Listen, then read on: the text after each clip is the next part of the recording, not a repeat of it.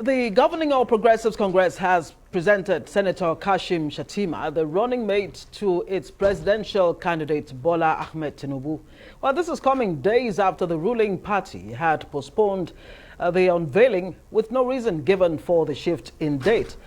Mr. Tinubu had on July 10 announced the former governor of Borno State as his running mate, following the resignation of Ibrahim Masari, who served as a placeholder.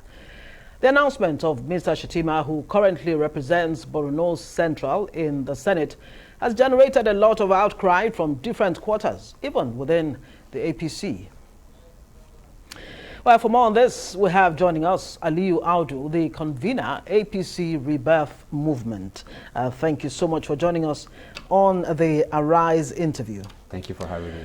Well, congratulations, first of all, at least finally the presentation of the running mate in the person of Shettima, Kashim Shettima, has taken place in spite of that earlier postponement. Thank you very much. So much has been said about, this Tinubu Shettima ticket being the winning ticket. That is the ticket that's guaranteed to win the 2023 general elections for the APC. What exactly makes it the winning ticket? Because it is the ticket of excellence. That's what we seek. That's what Nigeria needs right now. We need to put our best foot forward.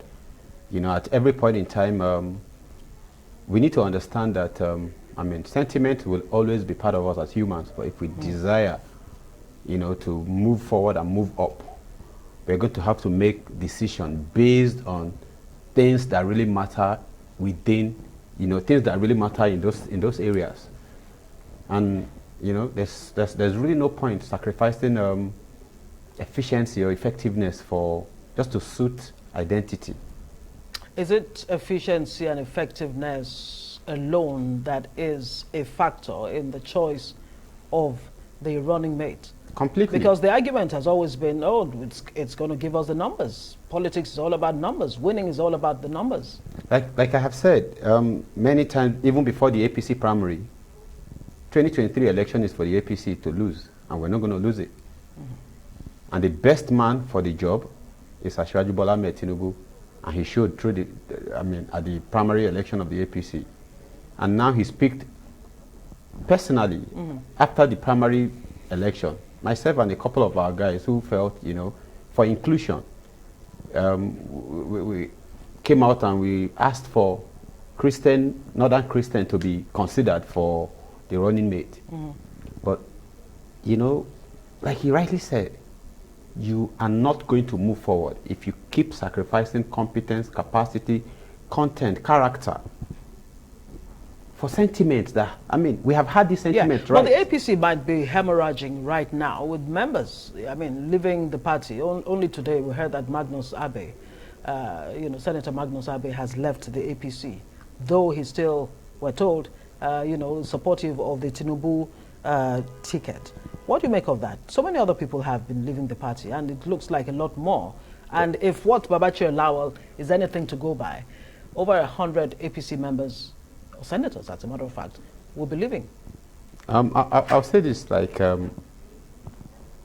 don't think expressing their feeling about the ticket or about anything else is a bad thing, but I'm confident that reason will prevail in the end. We as a party will approach each and every one of them, and we have to sell the ticket to every single member of our team first, and we've started that. We've been doing that since the announcement, and we're still going to do that, and I'm confident that each and every one of them will come back and contribute what they have to contribute. They are loyal members of the party. They have been in support of Asiwaju Bola Ahmed Tinubu, and they will support the ticket and support the party. They have their reasons, and we appreciate and respect that, and we are going to move to have them, understand why this has to be the way forward. But it seems those consultations did not happen before Tinubu picked his running mate. Because if the consultations happened, why are they leaving? Why are they aggrieved? You see, the truth of the matter is, when we consult, you don't expect that it was only one-sided. Different people were making different cases for who running mate should be. he met a number of people, but he knows what he wants to do. We have given him a task to lead us into prosperity. And he will be responsible for the team that he's going to build. And over the years, his track record, like he rightly said today, he has made those decisions on these parameters, asking him to change just to suit, primordial sentiment that has not really moved us anywhere, would be already accepting that we are asking him to go and fail. He has said, these are the things that have made me so successful that you've decided to put your faith in me. We shouldn't ask him to change a winning formula. No. Okay, well, time will tell if this formula truly is a winning formula. But let's even talk about Senator Kashim Shettima. And what exactly does he bring to this ticket? Not in terms of numbers, not in terms of winning the election now, but what about his background has prepared him in a way that you think, look, he is going to be the best vice president Nigeria could ever have, even expected or imagined? I mean, as vice president, he'll be leading the economic team, definitely. Speak to that. What does he bring to the table in terms of the quality of governance that Nigerians want and that Nigerians expect? From my personal interaction and knowledge of him, I would say he brings effectiveness, efficiency, and he brings humility. For a former governor who has been able to do what he's done, and considering I have interacted with a number of governors, and without knowing who you are, Kashim Shettima is naturally humble. He's simple. He's the one who walks into the room and nobody knows the governor walks in unless he comes to exchange pleasantry like it's governor. Yeah, humility is good, but is that all you need to? No, I am telling you, I started, humility wasn't the first thing I said. Right. So now look at the last 11 years of Borno state as a government. When you look at the southern part of Nigeria, we haven't had any 11 years straight that is anything better than what we have, going from Lagos, starting from our standard bearer, Tinubu. When you come to the northern part of Nigeria, there is no better 11 years transition, 11 years governance of any state in the north that is better than Kashim Shettima Zulum right now. That is what we want in leadership. Yeah, I want to know or hear the specifics. Nigerians want to know. I mean, for those who Competence, who are willing capacity, to give the Shettima ticket a chance, they want to know in specific terms, in concrete terms, what exactly are the things he did when he was governor of Borno State that recommends him to be vice president of Nigeria. His investment in education, his investment in health, despite the security challenges his state was faced with, then he happens to lead a state that is kind of like Nigeria in a way. You have the Christian-dominated natives like indigenous of Borno. We have the Igbo settlement. We have the Yoruba settlement. And in his team, as a governor, he had people from Edo State, from Delta State, from Anambra State, from other parts of the country, from the southwest, as his, advisors and all of that. So he is a leader who has shown that over the years, he is not afraid of talent, which is one thing that's very common among leaders, among, modern political leaders that we have. So he brings the best team together, irrespective of their background. It's on that same basis that has qualified him. Look at Zulum, then the kind of person a Shettima is. He's done so well in 8 years, but he's concerned about the continuity of his job. So his influence, he has thrown it behind another effective leader who has shown that Kashim Shettima will look back and said he hasn't made a mistake supporting this man as his successor. Okay, let's talk about his time as governor. And one issue that seems to hang over him as a dark shadow, the alleged links with Boko Haram. That has continued to, gain some kind of traction. And we've not really heard anything in concrete terms from Kashim Shettima disconnecting or dissociating himself from Boko Haram, whether it was when he was in government as a governor or even now as a senator of the Federal Republic. Let me give you an instance. We heard from former President Goodluck Jonathan that, there were intelligence reports that Chibok was going to be attacked, the Chibok school, that they should be removed, the students should be removed from that place for the time being. But the governor then, Kashim Shettima, refused. And alas, April 14 happened. Chibok girls, of course, so many of them still in, captivity till date. He did not use that intel. What does that say about Kashim Shettima? And if a similar, situation presents itself when he's vice president, or if he's vice president, how is he going to handle it? If I'm to go by what you've just said, it's I'm reacting to it because I respect what you do, and I think you are some sort of authority. If you're backing that up, then I'll respond to it. You would expect me to evacuate the whole of Abuja city because there are intelligence reports if I was the mayor. You are the C&C. The intel was not about evacuating a city. How many Chibok town? How many pupils, how many students, how many teachers, how many workers do we have in the school that we have to evacuate? So if at that point we have to protect the other schools, are we going to evacuate all of them? It is our responsibility to protect the citizens, not to relocate the citizens. Well, were they protected? If they were protected, Chibok... That protection, that responsibility of protection sits on somebody's desk. Somebody's desk, somebody's responsible for that. The same person shouldn't tell me that someone who isn't responsible for that responsibility of his is to blame for his own failure. Are you saying the governor, as a chief security officer of his own state, does not take responsibility? The buck does not stop at his table? You and I have heard many times, many governors have complained about how they don't control security, they don't control this, they don't control that. That's what I'm saying. And you don't think this is a bad, shadow hanging over Shettima's vice presidential candidacy? Nope. Are you not shocked that you only got to hear this again after his nomination? If he had not been nominated, you probably would have heard of this for another years until he's going to go into the limelight for any elective position. Well, there were reports, even when he was governor, there were such issues raised. That's what they are, rumors. I didn't use the word rumor. There were reports. Reports from? You have just said what Mr. President, former president said, and have just told you that if I were to take that as fact, then it would be his admission of failure, not Shettima's. Okay, let me give you an example, a scenario. Let's paint a scenario. Shettima is vice president of Nigeria today, and intel comes that there's a huge possibility that a particular part of the country or community or school will be attacked.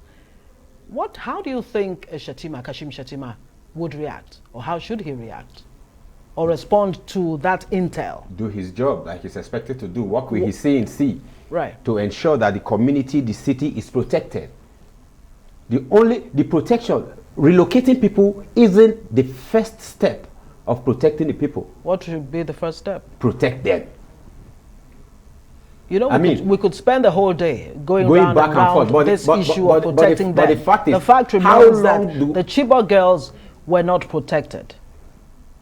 Whose responsibility is this to protect the nation? All right, I'll cede it to you so that we can move on to other issues. Let's talk about the fact that he comes from the Northeast, and the presidential candidate of the PDP, the opposition PDP, is also from the Northeast, from Adamawa State.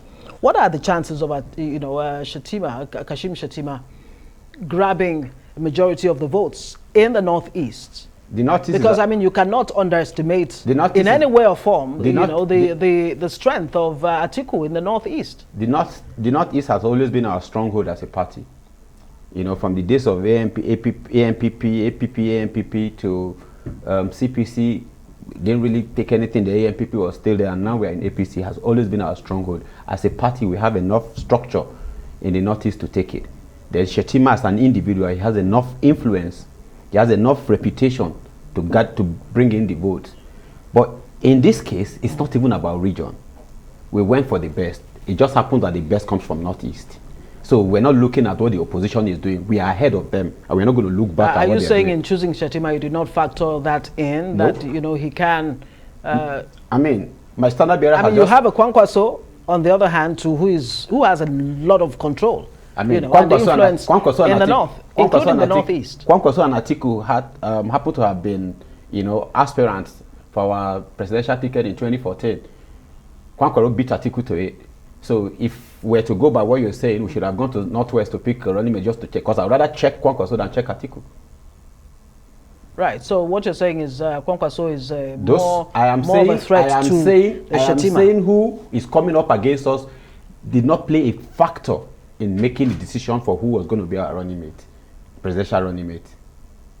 Let's talk about economy. Nigeria faces dire straits when it comes to economy, including, of course, security. I'm not even sure that we've dealt enough on the issue of security. How will Shettima, you know, secure Nigerians, give Nigerians confidence that they can go to bed with both eyes closed, without the fear of kidnappers, bandits, you know, terrorists from outside the shores of Nigeria and all of that?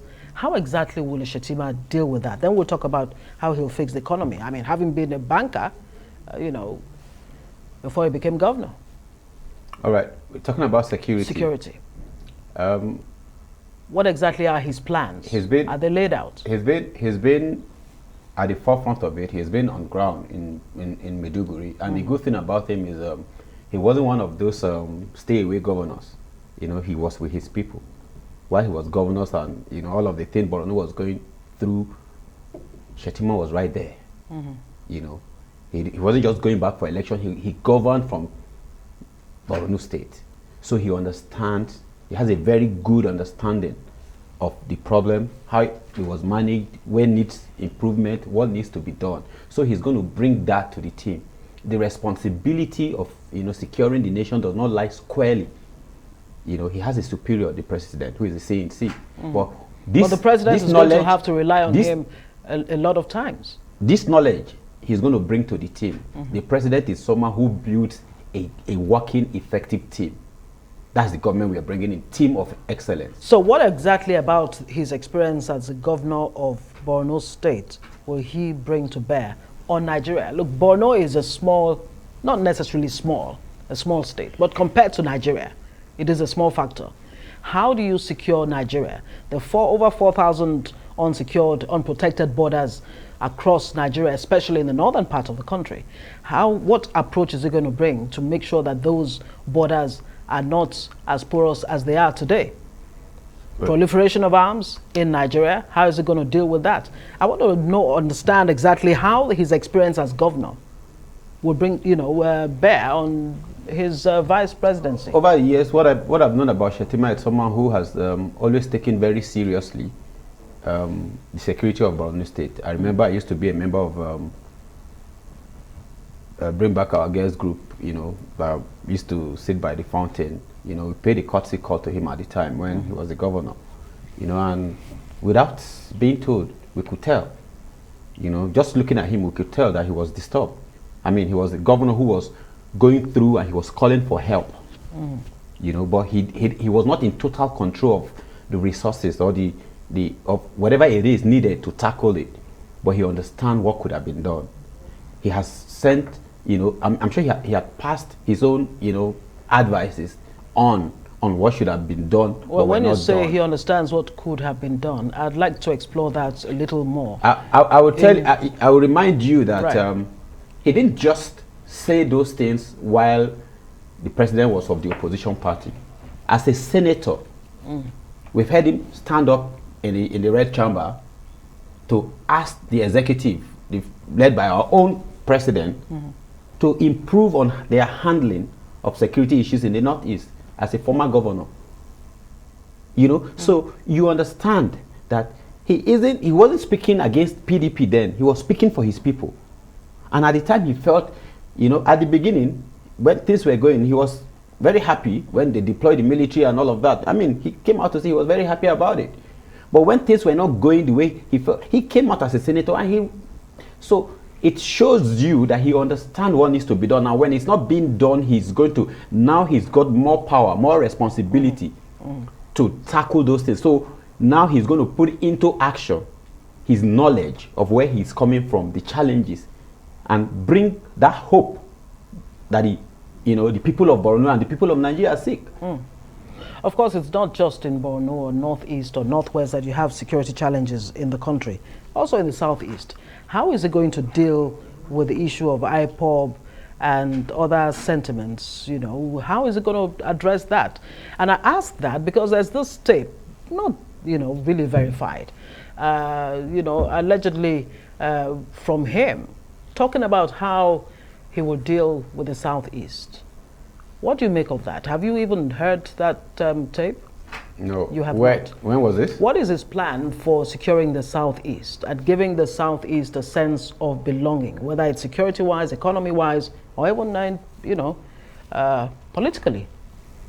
All of this it's not he's the vice president. He has a principal, the presidential candidate. Then there's a team of government that is going to be formed. All of this plan and promises will be, revealed in their manifesto. And this will capture this. I mean, making it about the security about him, he's got a C in C. Okay, let's talk about economy very quickly before we let you go. How is it going to deal with, Nigeria has a huge debt overhang, right? Revenue base is almost, tanking. Thankfully, maybe the public oil corporation is now being, privatized. Maybe that will be a good source of income for Nigeria. But let's talk about the economy as a whole.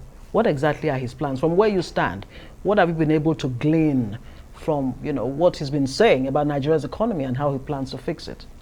I can talk to economy about where the principal, Aliyu Audu, Tinubu presidential candidate, has sent it from. Because Kashim is going to bring his own experience to join what the principal has, then build a team around it and come up with a blueprint. But what he has always said, that's Aliyu Audu, Tinubu, is that we have no business being where we are. We have over the years become a consuming nation. We are not producing. These are areas that he's shown what he's able to do with the economy after being a governor in a state, in Lagos State. How he's been able to take a state from unranked to being the 5th, 6th, in the continent. That's Tinubu. Exactly. My question is about Shettima. He's been a banker. He understands economy, I assume. Like I said, he is going to deputize his principal. They are going to work together. Well, he'll be the head of economic team. So which means he has to have a good grasp of the economy. How is it going to help in diversifying Nigeria's economy from a monoproduct economy that relies only on this one single export, crude oil, that gives us 90% of our revenue, to maybe agriculture, mining, tourism, and all of that? I want to, just give us a feel of what his mindset is as far as how he can fix Nigeria's economy and the direction it's going to take. You have said something like, from what you've said is, his participation in the private sector, in the banking industry, right, means he has what's it called? The background requirement to understand, requisite requirement for that job role.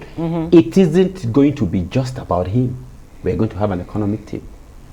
Great. So he has earned his seat on that table. So it's going to be a team of competent, able and willing, qualified people to come up together with a plan to take us, build on what we have been able to achieve so far. All right, thank you very much. Aliyu Audu, it's a good place to leave it. Aliyu Audu is an APC chieftain. Hopefully, by the time we have you again, we'll have a lot of good things to talk about. The Shettima Tinubu ticket.